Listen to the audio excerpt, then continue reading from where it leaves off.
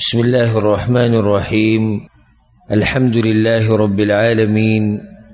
والصلاة والسلام على أشرف الأنبياء والمرسلين نبينا محمد وعلى آله وصحبه أجمعين. أما بعد، د پیغمبر صلی الله علیه وسلم مبارک سیرت بیانېدو د الله سبحانه وتعالی په توفیق سره، او اخرنی خبره هغه د سعد بن معاذ رضی الله عنه د وفات وا چې الله سبحانه وتعالی په ست طریقه باندې هغه د مرګ راوستی او د هغه فضایل بیان شوي چې سعد بن معاذ رضی الله عنه څومره اوچت انسان و. د بنو قریظه غزا د یهودو سره دا جنگ، د هغې نه بعد بیا د سعد بن معاذ رضی الله عنه وفات، او بیا دا هغه صلح حدیبیه پورې چې پیغمبر صلی الله علیه وسلم عمرې له لاړ، مشرکانو منع کو، هغه به په خپل ځای کې راځي د هغې تفصیل. خو د هغه وخته پورې چې کوم وفدونه په پیغمبر صلی الله علیه وسلم پسې راغلي او کمې سریاګانې چې رسول صلی الله علیه وسلم لیږلې وې یو ځای ته او بل ځای ته، نو د دې غزا او د صلح حدیبیه په منځ کې د هغې سیرت دی. هغه مختصر سیرت دی، خو صرف پکې د دې وضاحت پکاري چې پیغمبر صلی الله علیه وسلم پلانې علاقې ته دومره کسان ولیږل او بیا پکې دا چلو شو. د دې 5م کال په آخره کې پیغمبر صلی الله علیه وسلم پسې څه کسان رالو، څه وفد راغی د اشجع قبیلې، او دا 100 کسانو. په دوی باندې مشر مسعود بن رخیله. دوی یو علاقه کې کوشو، یو خوړ کې چې هغه د سلع په خوا کې دی، دا یو معروف غر دی په مدینه کې. نو د دې غر په خوا کې دا کسان دیره شو، پیغمبر صلی الله علیه وسلم په هغوی پسې لاړ. چې لاړ پسې نو د کجورو امر یې وکړو هغوی دپاره، او هغوی دا ووایي چې لا نعلم احد من قومنا اقرب دارا منك منا. پیغمبر صلی الله علیه وسلم ته ووایي چې زمونږ دا ځای او ستاسو دا ځای یو بل ته نږدې دی، زمونږ کورونه زمونږ علاقې یو بل ته نږدې دي. وقد ضقنا بحربك وحرب قومك، او مونږ تنګ شوي یو په دې ستا په دې جنګونو د لاسه او ستا د دې قوم د جنګونو د لاسه. نو هغوی د پیغمبر صلی الله علیه وسلم سره څه لیکلي وکړو، او د هغې نه بعد بیا په سیرت کې راځي چې بیا څه وخت بعد دوی اسلام قبول کو او بیعت یې وکړو د پیغمبر صلی الله علیه وسلم سره. ځکه د عوف بن مالک الاشجعي هم اشجع خاندان کې د په وفد کې و، هغه دا روایت بیانوي چې موږ د پیغمبر صلی الله علیه وسلم سره وو 9 کسانو یا 8 یا 9. وی پیغمبر صلی الله علیه وسلم موږ ته وی چې الا تبایعون رسول الله صلی الله علیه وسلم، تاسو د پیغمبر سره بیعت نه کوئ؟ وی فبسطنا ایدینا، وی موږ د خپل لاسونه را مخکې کړو، او وی موږ وی چې قد بایعناک یا رسول الله، موږ خو تا سره بیعت کړی دی، خو فعلی ما نبایعک، د بیعت به تا سره موږ په څه باندې کوو؟ پیغمبر صلی الله علیه وسلم ورته علی ان تعبدوا الله ولا تشرکوا به شیئا، بیعت به په دې خبره باندې کېږي چې تاسو به د الله بندګي کوئ او د الله سره به څه شی نه شریک کوئ. والصلوات الخمس،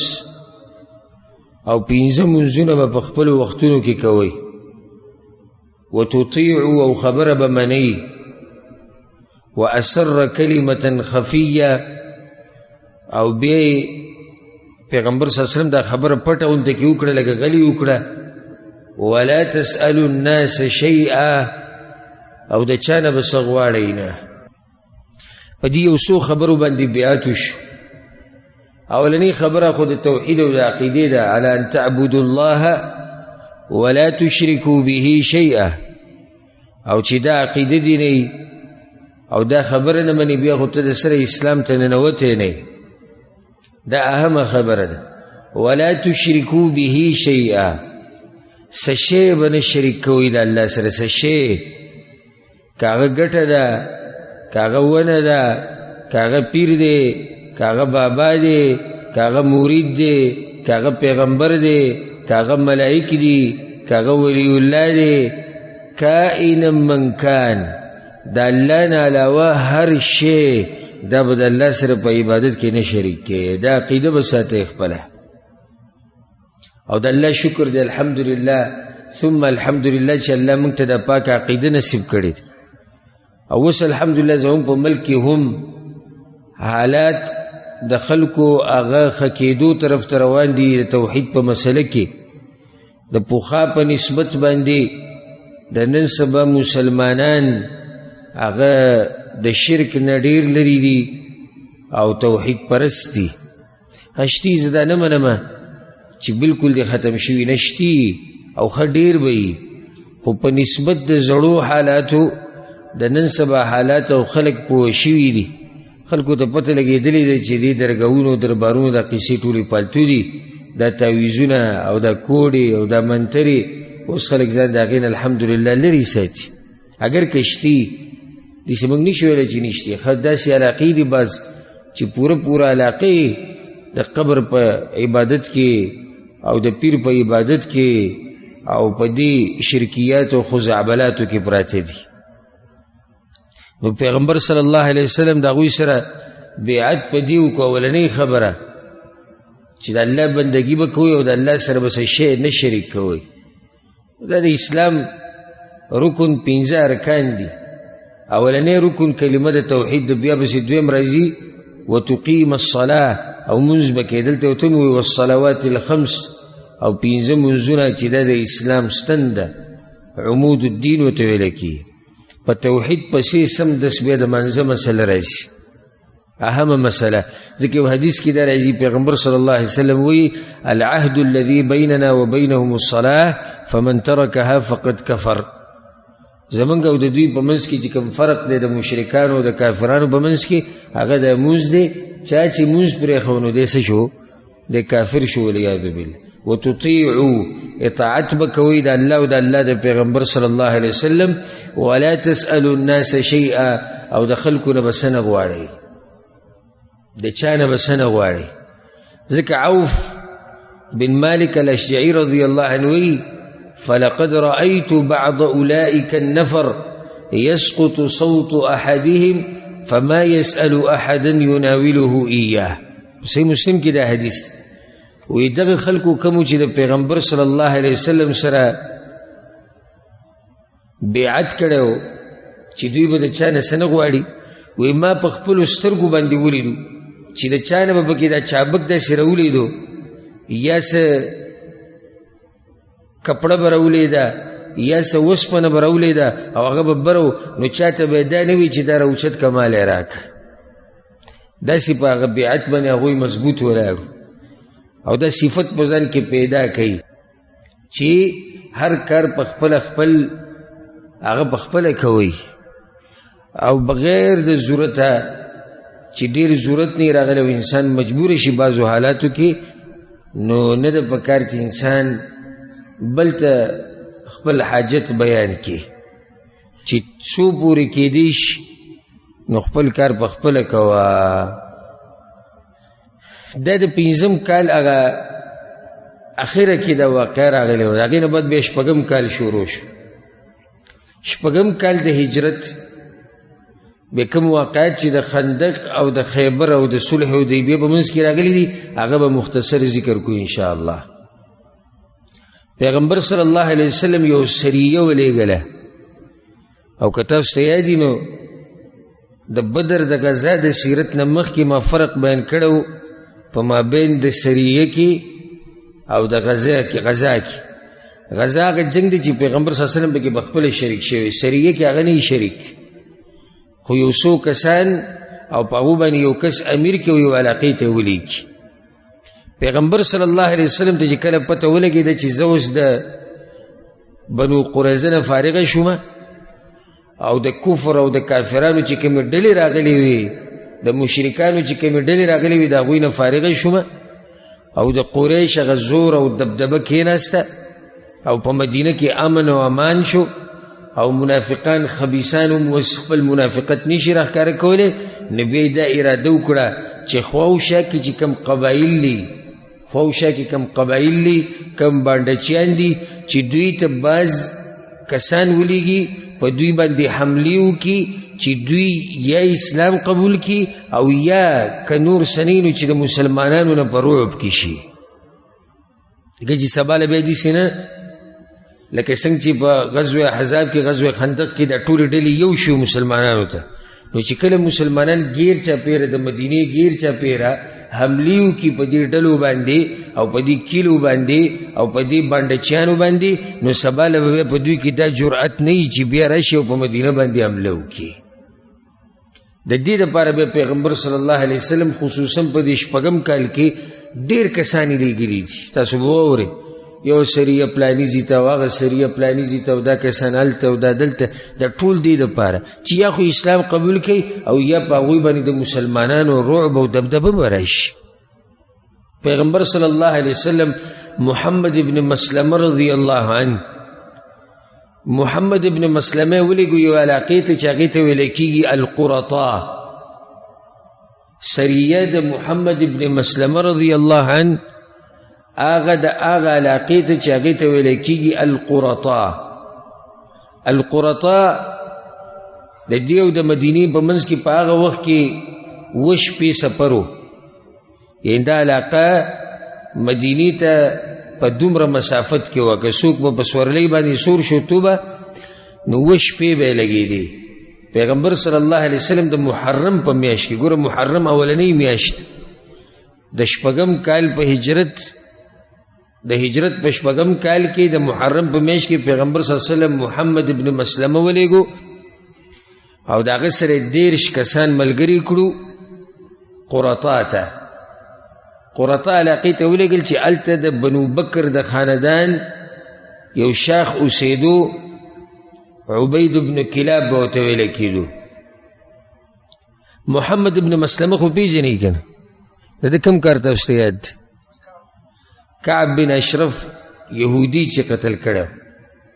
محمد ابن مسلمه الاوسی الانصاری رضی الله عنه په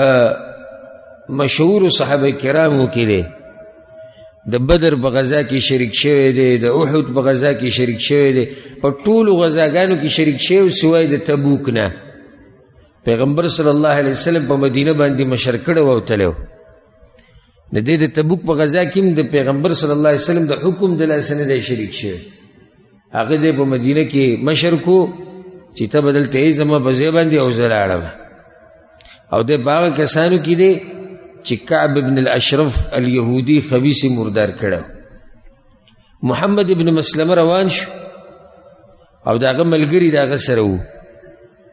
13 کسان ملګري ورسره وو او د محرم په میاشت کې 10 ورځې تېرې شوې. دوی روان شو، د شپې به سفر کو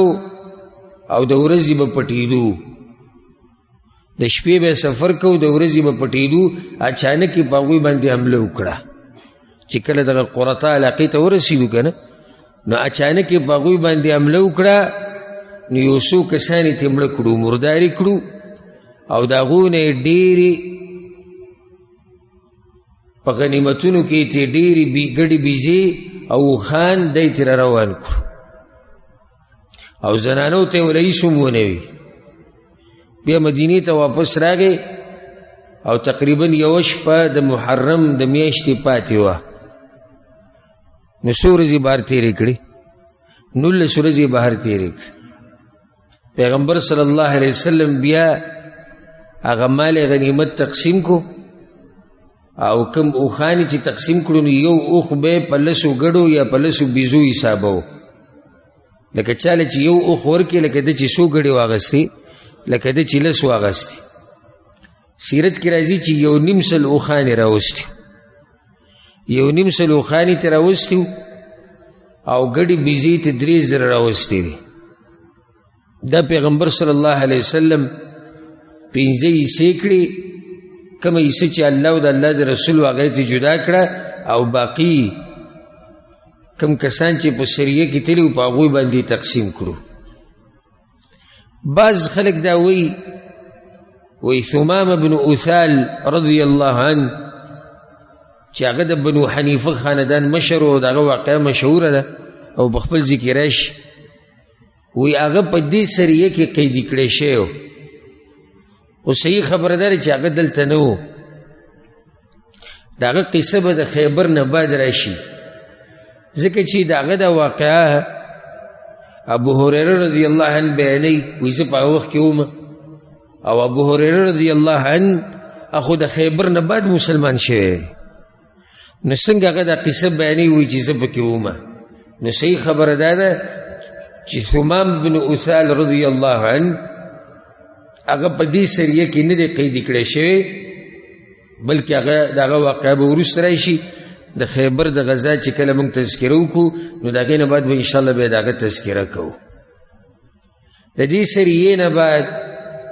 یو غزا را پېښه شوې ده چې هغې ته ویل کېږي غزوت بني لحیان غزوت بني لحیان ورته ویل کېږي بنو لحیان هغه خلک د هغه غدر چې کړی د خبیب ابن عدي رضی الله عنه سره او د هغه د ملګرو سره د رجیع په ورځ باندې که تاسو ته واقعه یادوي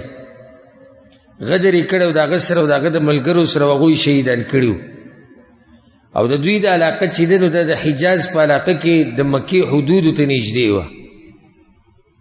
نو پیغمبر صلی الله علیه وسلم خو دوی ته څه نه وي ځکه چې هلته دوی مکې ته نږدې و قریش خوا کې نو پیغمبر صلی الله علیه وسلم نه غوښته چې زه په دوی باندې حمله وکړم او داسې نه قریش را باندې بیا حمله وکړي خو چې کله پیغمبر صلی الله علیه وسلم ته د غزوه احزاب نه بعد پته ولګېده چې د قریش اوس هغه روب او هغه دبدبه نشته او زور یې کېناستو نو بیا پیغمبر صلی الله علیه وسلم اراده وکړه چې اوس وخت راغی چې موږ په بنو لحیان باندې حمله وکړو او د هغوی نه د خپلو ملګرو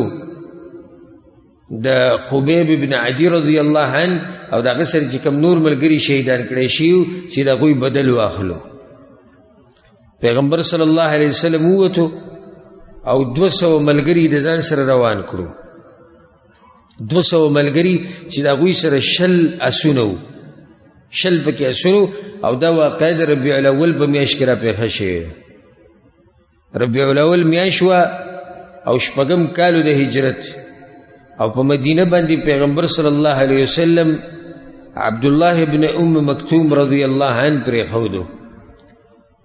اکثر مواقعو کې تاسو به اورېدلي چې پیغمبر صلی الله علیه وسلم شاته په مدینه باندې څوک پرېږدي عبدالله ابن ام مکتوم رضی الله عنه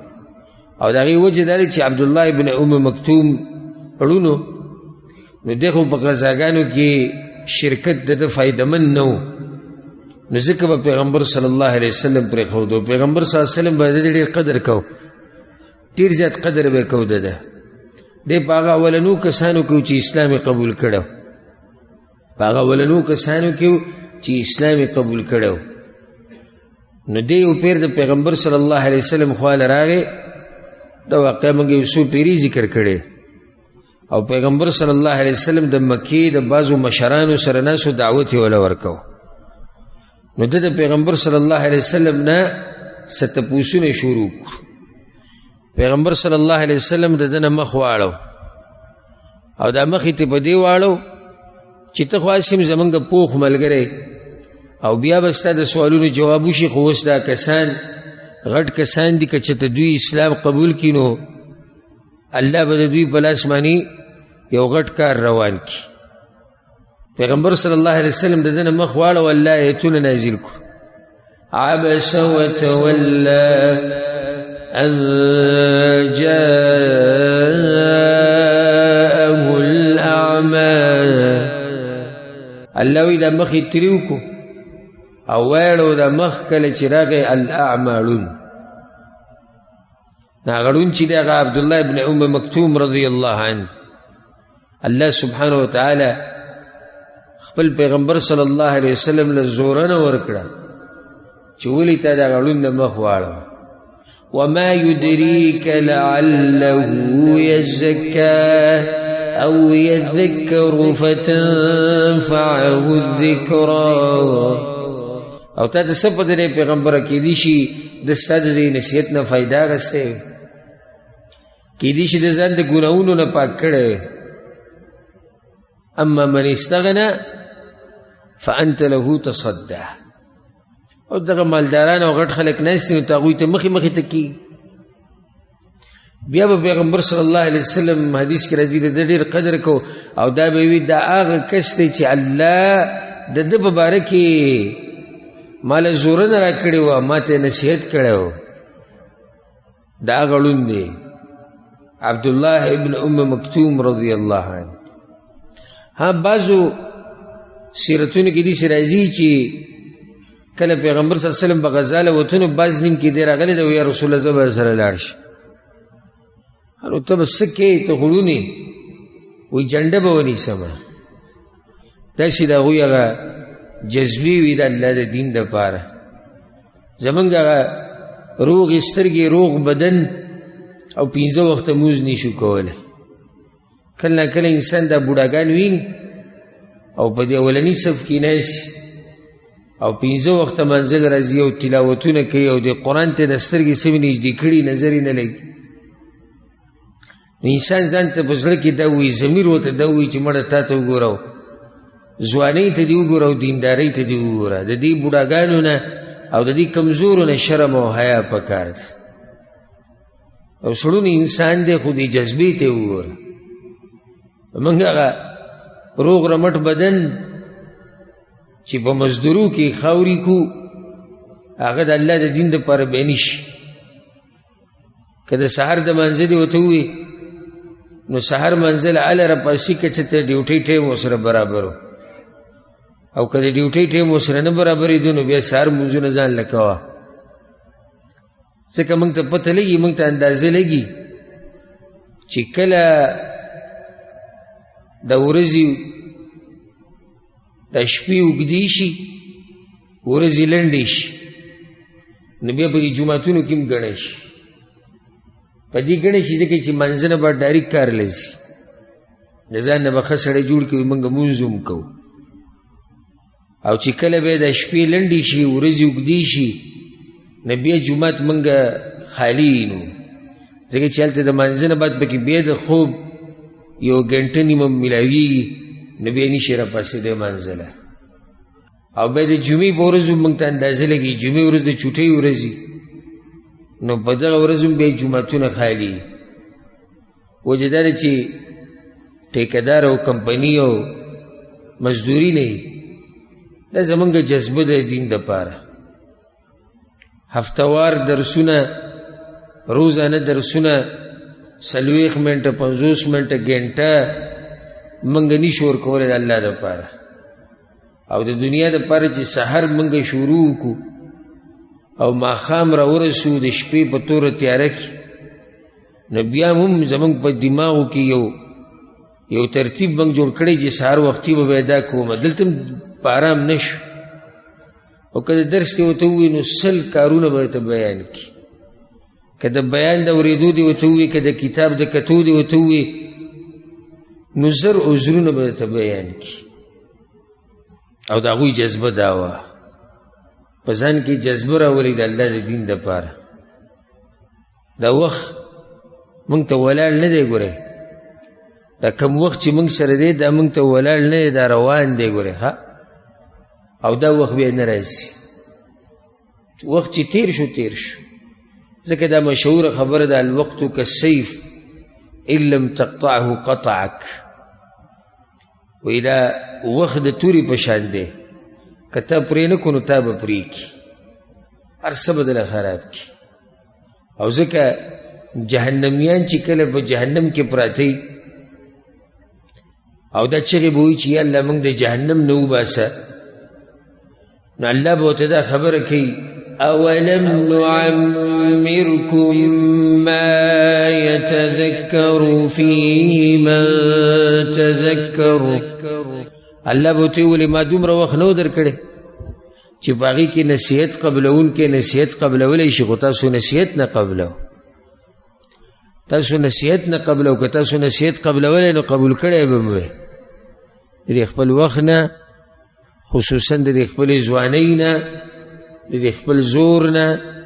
طاقت نه، د دې جوش او د جذبې نه د دې نه فایده واخلئ. دا ګوره په مخه نه وي. روزانه چې ستا ژوند کې تېرېږي نو ته کمزوری کېږي. روزانه ته څه داسې نه دی چې د ځواني بیا را روانه ده، ستا ځواني رو رو ختمېږي. او کم چې بوډاګان دي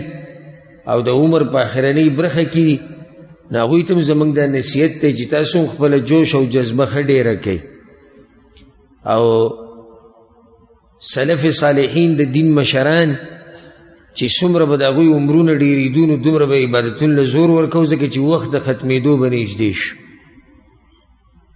او که تاسو خیال کړئ دا اسونه چې منډه وهي یا دا اوښان چې د منډې د مقابلې کوي، نو په دې کې چې کوم هوښیار اس هغه په دې اخره کې سم زور ورکړي، ځکه چې هغه ځای د مقابلې او د مسابقې د ختمېدو هغه رانږدې شي. نو کوم چې مشران دي دا مرګ خو په ټولو را روان دی، خو مشر ته موږ دا خبره په دې کوو چې تا ته بلکل انذار او د وارننګ ټلۍ والی کېږي چې ګوره ستا وخت نور ختم دی. او د څلوېښتو نه چې انسان واوړي نو بس دی بیا په کته روان شي روان شي روان شي، بس روزانه پکې یو نوی نقصان نوځي، روزانه پکې نوی نقصان نوځي. آخر دا چې هغه زور او طاقت او غار څه لاړ شي، ختم شي. ځان کې داسې جذبه پیدا کوي لکه څنګه چې په چا کې وه، په عبدالله ابن ام مکتوم رضی الله عنه کې. نو عبدالله ابن ام مکتوم رضی الله عنه هغه په مدینه باندې مشر کو، او پیغمبر صلی الله علیه وسلم ښکاره داسې کړه چې زه شام ته روان یم. ځکه چې څوک خبر ورنه کړي نو موږ به وي په بنو لحیان باندې اچانک حمله وکړو. دا خبره چا ته ونه کړه او دا خبره پټه وساتله. پیغمبر صلی الله علیه وسلم په ډېرې تادۍ سره او په تیزۍ سره دا سفر وکړو، تر دې چې یو علاقې ته ورسېدو، هغې ته ویله کېږي وادي غوران. وادي غوران دا د حدیبیې چې کومه علاقه د مکې ته نږدې ده، هغې سره دا نږدې ده خوړ لازي، هغې ته ویله کېږي وادي غوران. د امج او د عصفان په منځ کې، امج او عصفان دا دواړه د مکې او مدینې په منځ کې یو ځای دی. د دغې په دې منځ کې دغه وادي غوران راځي. هم په دغه ځایونو کې د بنو لحیان کورونه وو، او هم دغه ځایونو کې هغوی هغه صحابه کرام شهیدان کړي. نو پیغمبر صلی الله علیه وسلم چې کله په دغه طرف تېرېدو نو دعا یې وکړه د دغه ملګرو دپاره، د هغو دپاره بخانه وغوښته. بنو لحیان ته چې پته ولګېده چې پیغمبر صلی الله علیه وسلم را روان دی او 200 کسان ورسره دي، هغوی منډې کړې وتښتېدو او د غرونو په دې څوکو کې او په سرونو کې پټ شو. نو د پیغمبر صلی الله علیه وسلم لاس داسې بر نه شو په چا باندې چې نیولی وی، بلکې هغه ټول ترې وتښتېدو. نو پیغمبر صلی الله علیه وسلم هلته 2 ورځې یا 1 ورځ تېره کړه، او خوا و شاته کسان هم ولېږل چې دا قریش هم واوري چې زموږ دا رعب او دبدبه دا ښه ډېره شي. بعضو سیرتونو کې داسې راځي چې پیغمبر صلی الله علیه وسلم په دې غزا کې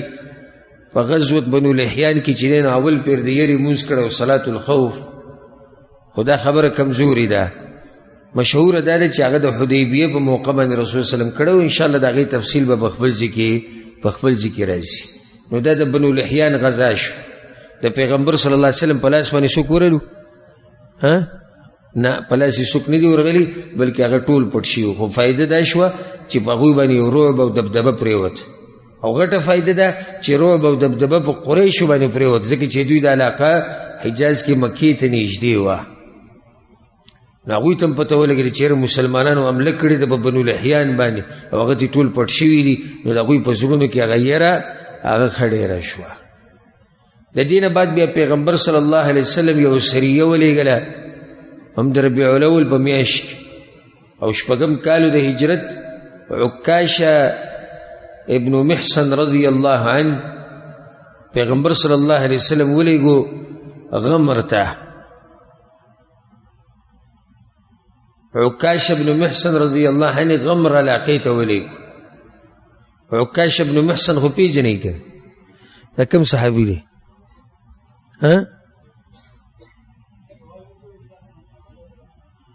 پیغمبر صلی الله علیه وسلم یو حدیث کې وایي چې 80,000 کسان زما په دې امت کې داسې دي چې دوی به جنت ته بغیر د حساب او بغیر د عذاب نه نوځي. نو عکاشه رضی الله عنه راپاڅېد وویل یا رسول الله ادعو الله ان یجعلني منهم. یا رسول الله الله ته سوال وکړي چې الله ما په دغه خلکو کې کې. پیغمبر صلی الله علیه وسلم ورته دعا وغوښته. نو عکاشه رضی الله عنه په هغه کسانو کې شو، په هغه 80,000 کسانو کې چې دوی به جنت ته بغیر د حساب او بغیر د عذاب نه نوځي. د 80,000 کسان. د دې بله مشهوره واقعه ده، پیغمبر صلی الله علیه وسلم وفات ته نږدې کله چې پیغمبر صلی الله علیه وسلم باندې بیماری ډېره شوه او دا بدن یې دروند شو، نو په منځ کې خطبې له راووتو او خطبې له داسې راووتو چې دوو ملګرو راوستو، یو لاس یې په یو ملګري و بل لاس یې په بل ملګري و، او پیغمبر صلی الله علیه وسلم سر تړلی او په ځان باندې یو غټ څادر یو غټه شړۍ د ځان نه تاو کړې وه. تبه پې ډېره تیزه وه. یو حدیث کې داسې راځي چې پیغمبر صلی الله علیه وسلم خوا کې چې کوم ملګري ولاړو هغوی موږ ولاړو لرې او هغه ګرمایش موږ ته هم راتو. یو حدیث کې پیغمبر صلی الله علیه وسلم وی او ما باندې داسې تبه ده لکه په تاسو کې چې په 2 کسان وي. بیمارو ډېر او وروسته ورځې بیماري ډېرېده د پیغمبر صلی الله علیه وسلم. څه ناشنا تقریر وکړو پیغمبر صلی الله علیه وسلم، ملګرو ته نصیحتونه وکړو. صحابه کرام په ژړا شو، وی یا رسول الله ته خو داسې نصیحت کوې لکه ته چې روان یې. یا رسول الله ته خو داسې نصیحت کوې لکه ته چې روان یې. په هغه موقع باندې پیغمبر صلی الله علیه وسلم دا خبره مو وکړه، وی که د چا په ما باندې څه دینار او درهمي قرض نو نن ووایې سبا به نه دینار او نه به درهم،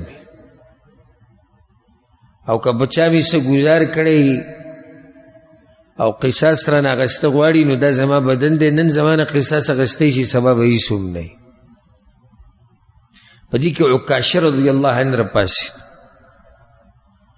عکاشه رضی الله عنه راپاڅېد وی یا رسول الله زه قصاص اخلم. د څه شي قصاص اخلي؟ صحابه کرامو ډېر تعجب وکړو، تعجب په نظر یې وکتو چې دا څنګه انسان دی؟ هغه د مرګ په بیمارۍ کې دی او دی وی زه قصاص اخلم. ولې؟ وی یا رسول الله تا په پلاني موقع باندې صفونه برابرول د جهاد دپاره او غش یې د سره لاس کې و، هغه شی ته زما دې تشي له راچولی و، نو زما تشی خوږ شوی و، زه نن تا نه هغه بدل اخیسته غواړم. صحابه کرام ټول په ژړا شو او په جومات کې د ژړا یو شور جوړ شو. رسول الله صلی الله علیه وسلم ورته خپل تشی ښکاره شو، راشه عکاشه قصاص واخله. عکاشه رضی الله عنه را روانو، صحابه کرامو ژړاګانې ښه ډېرې دي. په دې کې علي رضی الله پاڅېد یا رسول الله جسمي لجسمک فدا. یا رسول الله دغه تشي د لګېدو په بدله کې دی ما نه سر ووایي ځه. عکاشه ته ووایي عکاشه بهر ته به وځو ته زما نه سر ووایو بدل ختم شو. پیغمبر صلی الله علیه وسلم ورته علي نه دی به بدل هم د هغه چا نه اخلي چې د چا د لاس سره د تشی لګېدلی صحابه کرام ډیر په جړای شو او ډیر روانو چې څنګه راورسېدو نو د پیغمبر صلی الله علیه وسلم د دې خېټې نه لاسونه چاپیره کړو او په دې تشي باندې ولا خوله کېښود او سم یې ښکل کړو او یا رسول الله زه څه لیونی نه یم چې تا نه بدل اخلم او دا نصیحت چې تا کوم وکړو نو دې نه داسې ښکاره شو لکه ته چې د دنیا نه روان یې نو ما دا غوښته چې زما او ستا اخرنی ملاقات هغه په دې دنیا کې په دې طریقې سره وشي چې زما سرمن ستا د سرمنې سره ولیکي صحابه کرام د هغې سره ښه په ژړا شو دا و عکاشه رضی الله عنه د هغه د ژوند یوه قصه وه عکاشه رضی الله عنه د ربیع الاول په میاشت کې پیغمبر صلی الله علیه وسلم ولیږو غمر علاقې ته چې دا غمر د علاقه چې ده دا د مکې او د کوفې په منځ کې یو لار د هلته راځي د فید په خوا کې په دغه ځای کې اوبه وې اوبه او دا اوبه مشهورې وې په غمر باندې او دا د بنو اسد خاندان اوبه وې بنو اسد قبیله دغه ځای کې وه نو پیغمبر صلی الله علیه وسلم دغه ځای ته عکاشه رضی الله عنه ولیږو سره د 40 کسانو نو هغه ووتو او ډېر په تادۍ سره روانو سیرت کې راځي چې یغض السیره ډېر په تادۍ دا مزل کوو خو د ده د رسېدو نه مخکې بنو اسد قوم چې دی کوم چې دغه غمر سره خوا کې وو هغوی خبر شو نو هغوی وتښتېدو نو دوی چې هغه علاقې ته ورسېدو او ویې کتل او ویې کتل نو سړي پکې نه وو صرف زنانه پاتې شوي نو شجاع ابن وهب الاسدي هغه پسې ولیږو چې ته لاړ شه وګوره نو هغه د څاروو اثرات ولیدو چې دلته شتي نو مسلمانان هلته ورغلو هلته د دوی یو جاسوس میلاو شو د دې قوم نه مسلمانانو ته موږ به تاله امن درکو خو ته به موږ ته دا ځای وښیې د دوی د دې څاروو دا کوم ځای کې چې د دوی اوښان او بیزې ګړې دا ولاړې هغه ته یې صحیح ده خو په دې شرط چې ماله به امن راکوئ او ته یې صحیح تاله به امن درکو ځای ورته وښو نو د هغه ځای نه هغوی تقریبا 200 اوښان دی ځان سره مدینې ته واپس راوستو او د چا سره مخامخ نه شو جنګ پکې ونه شو او کم سړی چې نیولی او جاسوس کم جاسوس یې چې نیولی هغه جاسوس یې پرېښود دا و هغه سریه چې پیغمبر صلی الله علیه وسلم د دې مشر کړی و عکاشه ابن محسن رضی الله عنه د دې نه بعد یو بله سریه ربیع الثاني په میاشت کې چې ربیع الاخر ورته ویلی کېږي په دې پسې ربیع الاول پسې کومه میاشت راځي په هغې کې پیغمبر صلی الله علیه وسلم یو بله سریه تیاره کړه د محمد ابن مسلمه رضی الله عنه په مشرتیا کې او د هغه سره 10 کسانو او دوی ولېږلي یو علاقې ته چې هغې ته ویلی کېږي ذوالقصه ذوالقصه دا علاقه مدینې ته نږدې ده پیغمبر صلی الله علیه وسلم محمد ابن مسلمه ولېږو د هغه سره 10 کسانو بنو ثعلبه خاندان دغه ځای کې اوسېدو چې دا د غطفان د قبیلې یو شاخ و نو دوی پې د شپې حمله وکړه د شپې پې د 10 کسانو کم چې د محمد ابن مسلمه سره وو د شپې پې حمله وکړه نو هغه ټول ته ګیر چاپېره راتاو شو او هغوی 100 کسانو نو څه وخته پورې یو بل په غشي باندې وویشت خو بیا هغوی پې زورور شو د ده سره چې څومره کسانو هغه ټول یې شهیدان کړو او محمد ابن مسلمه رضی الله عنه زخمی شو د هغه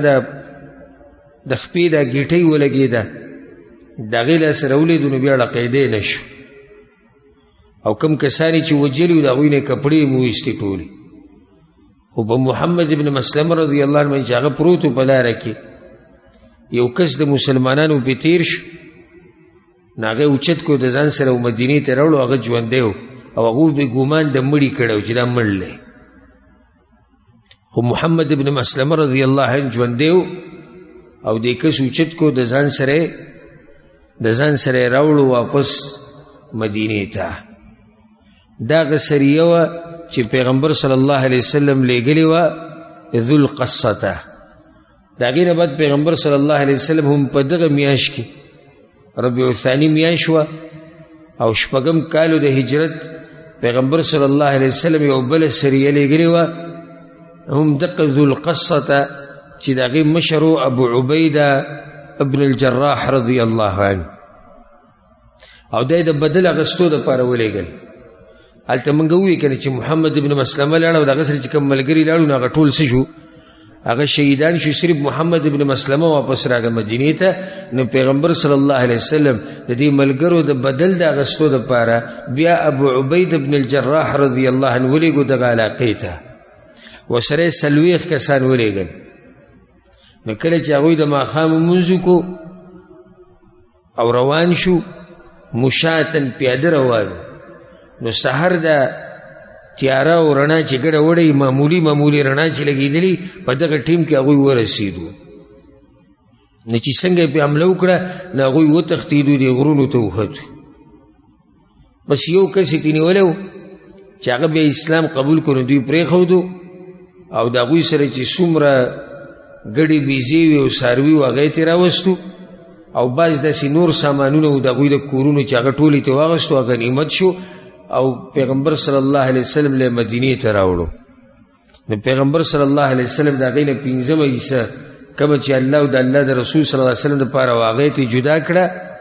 او باقي چې دی نو هغه یې په دغه کسانو کې تقسیم کړه. بعض دا وایي لکه یو وجه خو د دې سریې هغه دا ده چې د هغه ملګرو بدل یې اخیستو، او بعض علما وایي چې نه، پیغمبر صلی الله علیه وسلم ته پته لګېدلې وه چې بنو محارب خاندان چې کوم دي هغوی حمله کول غواړي په مدینه باندې، یا د مدینې په هغه ځای باندې په کوم ځای کې چې به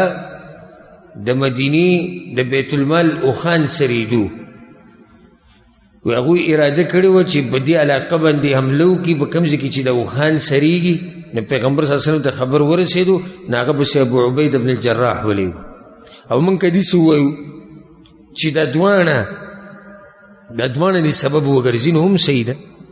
یو سبب دا و چې پیغمبر صلی الله علیه وسلم ته پته ولګېده چې دا خلک حمله کول غواړي د اوښانو د سریدو په ځای باندې، او دویم پیغمبر صلی الله علیه وسلم وایي چې د خپلو ملګرو بدل به واخلو. د دې نه بعد پیغمبر صلی الله علیه وسلم هم په دغه میاشت کې یو بله سریه تیاره کړه چې د زید بن حارثه رضی الله عنه په مشرتیا کې، او هغې ولېږل بنو سلیم ته. نو بنو سلیم خاندان ته یې ولېږل تر دې چې هغوی راورسېدو جموم علاقې ته. دا جموم چې دي دا اوبو او د دې اوبو نوم چې دا د مکې په لار باندې راځي. نو دغه جموم علاقې ته هغوی ورسېدو. نو هلته نور څوک ورته میلاو نه شو، خو یو زنانه میلاو شوه چې هغه د مزینه قبیلې وه، د هغې نوم و حلیمه. نو هغې ورته بیا لار وښوه، د بنو سلیم چې کومې علاقې وي کوم کورونه و هغه یې ورته وښوو.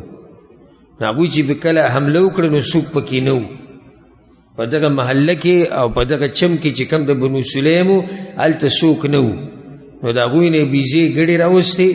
او بعض کسان یې ته قیدیان کړو، او په هغه قیدیانو کې یو و د دې حلیمه خاوند. نو کله چې زید بن حارثه رضی الله عنه مدینې ته واپس راغی او د ځان سره هغه قیدیان راوستو او د ځان سره هغه غنیمتونه راوستو، نو پیغمبر صلی الله علیه وسلم دغه زنانم پرېښوده او د هغې خاوند هغه ورسره هم پرېښودو چې زه دوی پرېږدئ. دا و هغه سریه چې پیغمبر صلی الله علیه وسلم لېږلې و بنو سلیم ته چې هغوی رسېدلي وو د جموم علاقې ته، او د جموم علاقې ته رسېدلي وو د زید بن حارثه رضی الله عنه په مشرتیا کې. په دې باندې به اکتفا وکړو، یو څو منټه درس کې پاتې دي، خو په دې باندې به اکتفا وکړو ځکه چې زه نن لږ مصروف یم، زما څه کارونه دي. نو دا یو څو منټه به نن دا درس مختصر کړو. باقي چې کوم واقعات بیا را پېښ شوي دي دې نه بعد نورې سریې دي او بیا صلح حدیبیه او بیا د خیبر غزا، انشاءالله د هغې تفصیل به پر روان درسونو کې بیانو. او کوشش کوئ، محنت کوئ همیشه چې د خپل تعلق او د خپل رابطه د الله د کتاب سره د پیغمبر صلی الله علیه وسلم د سنتو سره او د هغه د سیرت سره مضبوطه ساتي. هذا والله اعلم وصلى الله على نبينا محمد وعلى آله وصحبه اجمعين.